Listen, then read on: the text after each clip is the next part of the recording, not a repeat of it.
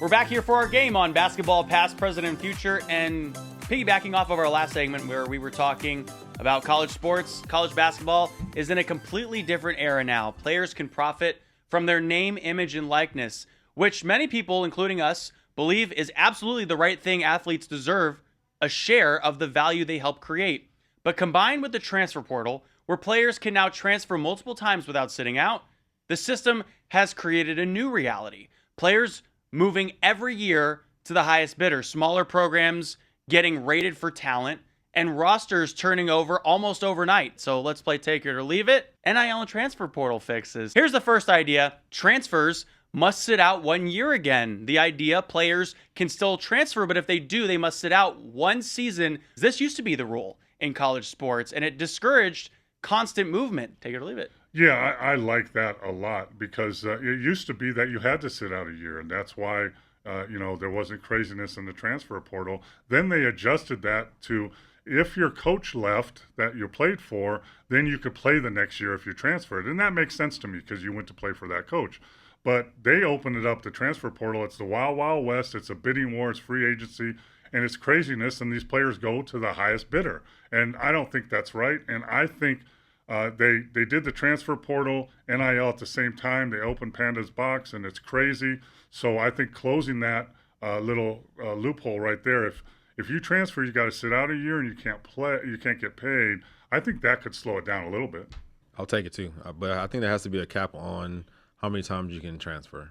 Can't just do it, every 2 years or every 3 years and every 1 year. Yeah. I mean, I watched the has game. To be a cap on it. Yeah, he's a fifth-year senior, and this is his 5th team. Right. I'm like, wait a minute, what? Well, I'm glad you guys both agreed with me on something. That one was actually mine. I'll take credit for that. All right, here we go. So this one, definitely not mine. 1 free transfer, then penalties after. So the idea is that players get 1 free transfer, no questions asked. But if they transfer again after that, they must sit out a year. Why this matters? This gives athletes flexibility to leave a bad situation while still preventing players from becoming annual free agents. And I definitely kind of like this idea because what if you end up going to a coach who, you guys just don't see eye to eye, things are going poorly. You should probably be able to transfer. What do you think? Take it or leave it? I'll leave it because I took the first one. Okay, bingo. Coach? I leave it too because a lot of these players are 1 or 2 and done anyway, so it doesn't affect them. And I think that the first one, like CJ and I said, take that, leave this one. All right, so this is the next idea. NIL contracts must last multiple years. So the idea is that a player, if they sign an NIL collective deal with the school, it must be structured as a 2 or 3 year agreement, not a 1-season bidding war.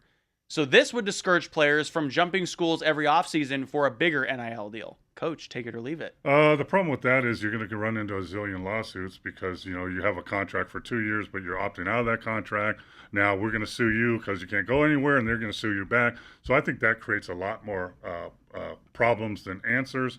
I think more likely if you sign an N.I.L. deal, it's based on how many games you play and how many minutes you play in that game. It's professional, and that's what they are. So I leave that. TJ? I would take it. I would say, but like Coach Mo said, it has to be structured in there where you have to play so many games, so many minutes.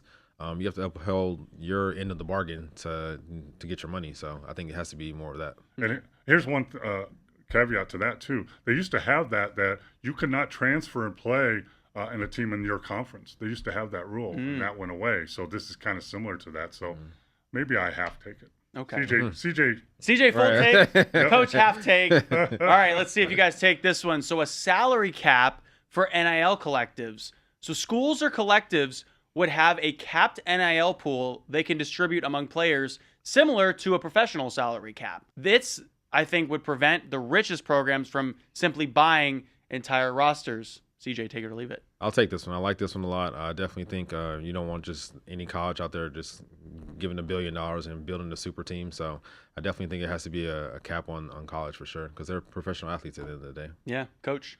Yeah, I kind of take that, but then at the same time, I think now NIL money that you give to university is spread among different sports. So I think you can limit it to one sport and you're specific. I think that might help. But at the same time, it could be the old way, the wild way. You get paid.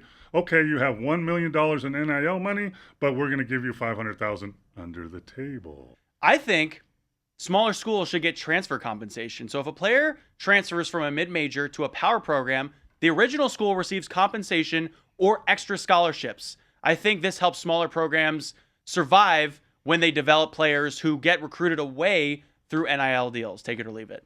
I'll take it. I think this is your idea. I feel like this is, Yes! You heard it here first. This has Jesse Take written it. all over it. But I like this idea. I think the small schools should get compensated. They've been doing the work, and they need to get reimbursed somehow.